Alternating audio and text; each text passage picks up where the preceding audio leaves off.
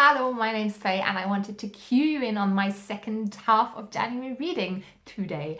I read science fiction books in January because I joined the readathon Tome Infinity and Beyond with that aim.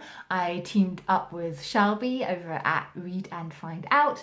It was a good time. I have 4 books I want to talk about. All of them had their strengths, but I'll start off with the 2 that I have in physical format. So on the one hand, I read The Stone Gods by Jeanette Winterson, which I had on loan, still have, from a friend who really recommended it, and I loved it. The prose is great. Jeanette Winterson has us follow a couple through time and space, I guess, and we explore who we can love, what it means to be human, why we are destroying our world, and whether humans are always going to destroy their worlds, what makes something a home, all these epic questions wrapped up in a really, really nice prose. I thought it petered out a little bit towards the end, I must admit.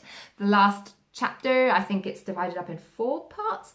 I was almost a little bit repetitive. I see a point to that, but I wish it had ended with a bit more of a bang. But all in all, a really beautiful story, which had me quite emotional at times as well. And then the other book that I have in physical copy, I'm just going to throw in right after this because there are some similarities, and that is Oryx and Crake by Margaret Atwood. This is the first in the, I believe it's the Mad Adam trilogy, and I've had this for such a long time and never got around to reading it.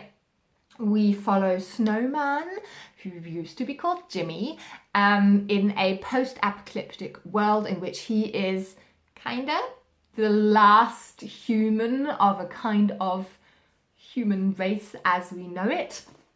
I'm purposely being vague here because you should find out for yourself what this post-apocalyptic happening was and who Oryx and Crake are that Jimmy and Snowman talk about. This has a lot of the similar themes as the Stone Gods has that I talked about previously.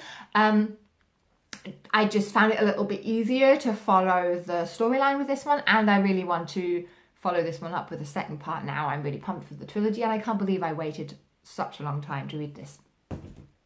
The next book I listened to and didn't read, and therefore I don't have something physical to show you. I listened to the audiobook called To Be a Machine by Mark O'Connell. I had to write that down. This is his exploration of the world of transhumanists. So Mark O'Connell is a journalist, and he gets really intrigued in this movement of people who in different forms see possibilities of either extending our natural lives or even downloading our consciousness onto software, onto networks, and living forever that way, implanting different devices to turn us into sort of cyborgs, I guess.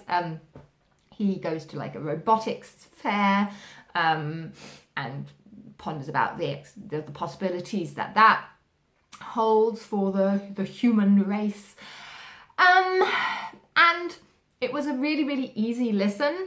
And I also believe that Mark O'Connell's attitudes towards these different philosophies and beliefs are quite akin to mine, and that made it easy to listen to, like I said, and enjoyable. But at times I sort of wish he had been a little less sarcastic, because it's more fun to really understand what someone thinks than just laugh about it.